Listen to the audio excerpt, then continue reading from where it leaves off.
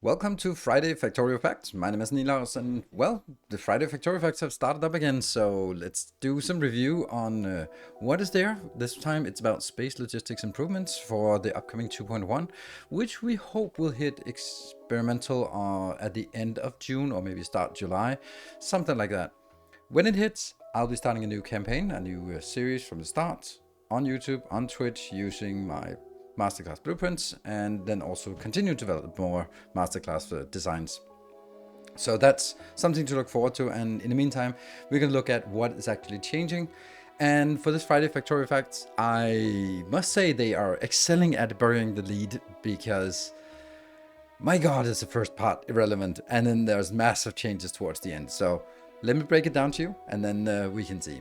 So we'll go through the first things really quickly. The first thing is mixed rockets, which is like a nice thing. It's not really, it's not affecting me in any way, shape, or form. Like, the idea is nice that if you want to make a little space platform, you're going to be sending stuff up. And why do you want to send a full rocket of tanks, a full rocket of red belts, a full rocket of every single thing? It kind of sucks to do that, but yeah, and therefore you can sort of have the request sort of fill up, and it's kind of a neat way, the way that it fills up here.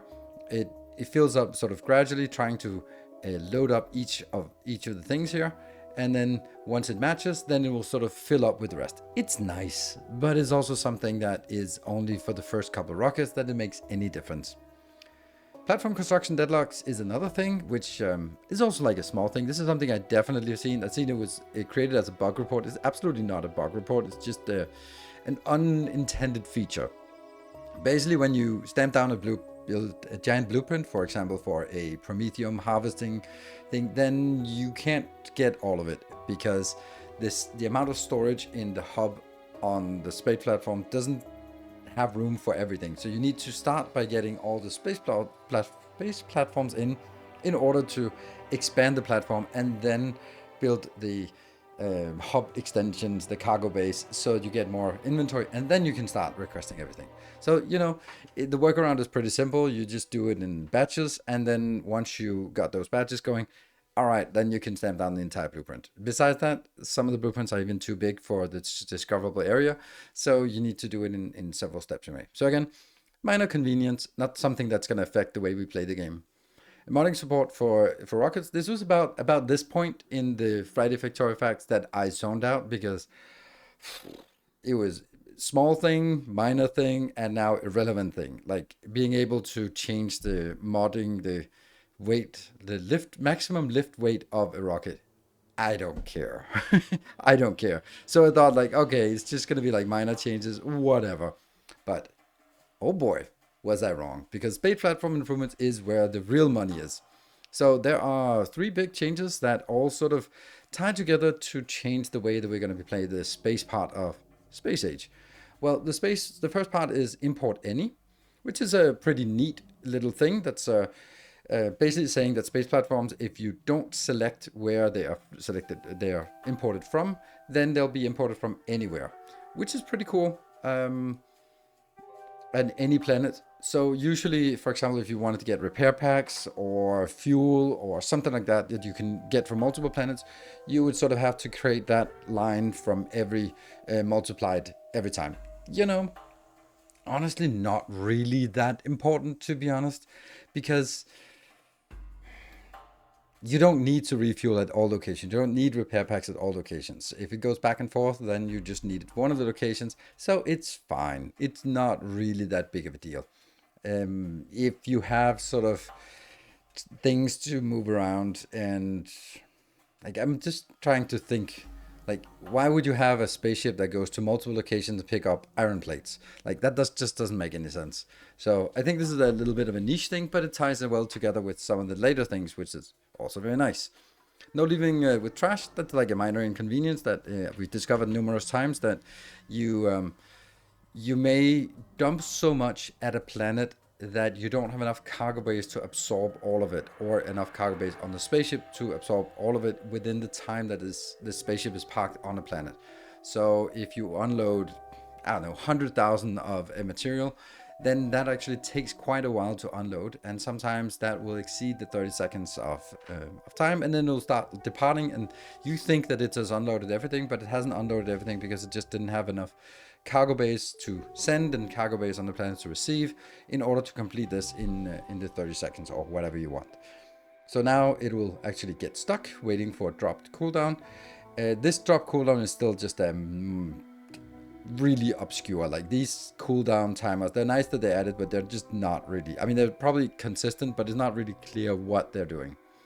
I can kind of imagine, but it's because there's both a cooldown on the cargo base on the spaceship and the cargo base on the ground, and it's like they both have to match up. So it's just weird. Just wait and then it'll be done. So then we get to the monstrously big change, platform to platform transfer. So just like when you set here for import, you can now also set it for import from other platforms. Now, the interesting thing is they don't say how it's going to work, but I would kind of, it's not going to be spaceships, it's not going to be rocket silos built on space platforms, but I guess they just sort of launch out of the cargo base and then sort of land on the other cargo bay. You'd think that that's like, oh, this is neat. This is pretty neat. But it's actually a lot better than this. So the examples that they've come up with are pretty good. Like, I think that the main thing we can do here is that like, there's one example that a lot of people have mentioned to me, and they stated like it's a good idea, but it's really not a good idea. But it is now. And that's the part about, oh, why don't you just, it always starts like that, create space platforms in space? And my answer is always like, yeah, because if I'm parked over Navis, there's not enough resources there to actually create something. Then I need to create a spaceship, or the spaceship I want to create first have to create a platform, and then I have to create a factory, then capture everything, which isn't very much. And like, that doesn't make sense. But what you can do now is you can make a dedicated spaceship that does nothing but make platforms. So it'll just fly between the inner planets, accumulate a silly amount of platforms, and then when you need to build a giant spaceship, you don't have to bring all the space from the ground, but you just have another spaceship that has accumulated hundreds of thousands of space platforms for free in space, and then you just ship them over. Really useful. I don't know what else would be useful, but I think that the idea could be extended for a lot of other things. Like, I really wish we would make factories in space, and maybe this could help. Because one of the problems I have about creating sort of real genuine factories in space is sort of the fact that they have to be moving. But here you now no longer have to have moving. You can have a stationary platform hovering over a planet, and you can have other platforms moving around, creating base resources, and then shipping them to the static platform over a planet. Because as soon as you have to have both the movement and the capture and the processing and then the factory, that just becomes too many things to have on a single platform. It gets unwieldy because you have to allocate a lot of the resources for defenses, for maintaining thrust, plus the infrastructure on the platform gets taken up by a lot. But with the capturing and the defenses and the reprocessing and the fueling and all that stuff, while now you can put that on somewhere else and you can do some basic processing. You can ship over maybe the ore parts to a separate stationary platform that doesn't have to have defenses because it's over Navis, for example, and it doesn't have to have thrust because it's stuck on one place, and it doesn't have to have defenses. So I think that there's a really good potential here for setting up some space platform factories. Really interesting, and I think this is a massive change that's going to change a lot of how we address things. So moving on, here they say like buffer for platforms in orbit for quicker transport turnaround. Yeah, I could see that. Quicker boost driving for larger platforms by seeding carbon, ice, iron ore. Yeah, that would also make sense, that you have something that's sitting in orbit ready, and then when you build a new platform, you can just ship over something so it gets started. Very nice. Also fuel, that kind of thing, so buffers. And orbital assembling of space materials platforms, and to save on surface rockets. Yes. So I think that this could be a potential, even moving further than this, of making space platforms be actual genuine factories, which would be amazing. Next up is also a big thing. It doesn't seem like that big of a thing, but I think it actually, combined with the other thing, is really important, like the hub set request. So not only can you now read, but you can also set requests, which means that we can now control what is being requested from a planet based on the spaceships, whatever the spaceship is doing. Like whatever you have in inventory can then be used, or wherever you are or wherever you're going, you can now set that up as a request, which I think is amazing. And in itself, it's not going to be that great, but combined with the next one, the radar universe mode is insanely important. This is something I've been really wishing for since the very first time. I think it was probably day 2 of, or maybe day 3 of me seeing at the private event in Prague, where it was like, why don't radars work across platforms? And it was like, no, it's not supposed to work like that. That's no reason. I was like, come on, we really want that. We need it because we need to make sure that we can combine it. So with the ability to send radar signals between other radars in universe mode and then send a signal, that signal now it's just using Fulgora signal, but it doesn't have to be a planet signal as far as I can tell. It just says signal ID. So it could be anything, 17 or not 17, but it could be any signal we have. So we have lots of different channels, which means that I am now able to have a planet, identify a need, send it with a radar signal to a spaceship. The spaceship can now, with a hub request that thing, and then with the routing can then go back and forth, which means that we can now do, I think, demand-driven network, which was like the biggest thing that wasn't there, and one of the reasons why, one of the things that I found that like a major omission in Space Age, because the train network on Navis in vanilla was so good, and it was because it was demand-driven. Like it wasn't sending things anywhere, everywhere all the time, but it was like when something was requested, it would send a request into the network and that would send a train to this location.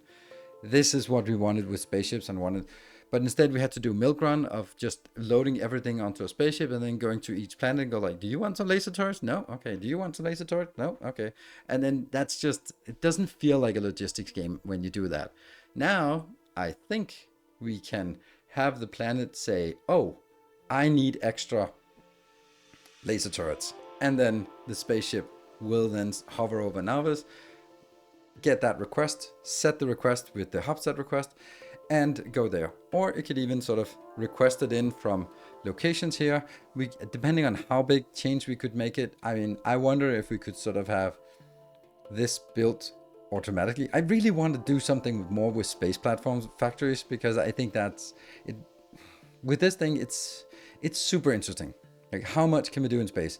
The one thing I'm just wishing we could do in space is rocks. Like, just plain old rocks. It's so silly that rocks is the only thing we can't do in space. Or, yeah, pretty much the only thing we can't do in space. So, aside from the unique things, but, like, there are space rocks. Why do they not have rocks on board? So, that's what we need. And the last thing here is the new rocket silo animation, which... it looks nice, but man, is it annoying to listen to with that clunk, clunk, clunk from this part here. Yeah, I'm not a giant fan of the sound of it. But whatever. It's not really something you're going to sit here and watch and do anything. So I think this is a good sign that they have woken up at Voob. And after the last Friday Factorio Facts, which was basically like, there's going to be 2.1 and then nothing more. Now they're basically saying that, okay, 2.1 will actually have some interesting things, not just stuff like this, which is not changing the way you play, but the stuff like the hub request and the import any, and yeah, this would be definitely be changing the way we play. The platform to platform request is a major thing. So I'm really looking forward to it, and I will definitely be incorporating that into the next series. So thank you very much, everyone, for joining. Be sure to check out my Discord for the schedule of when I'm going to start playing Factorio. Check, of course, my YouTube and my Twitch channel, because that's where it's going to be available. And, of course, when we make new blueprints and designs and save games, those are available to Patreon supporters over on Patreon. So thank you very much, everyone who's supporting on Patreon. Until next time, take care and stay effective.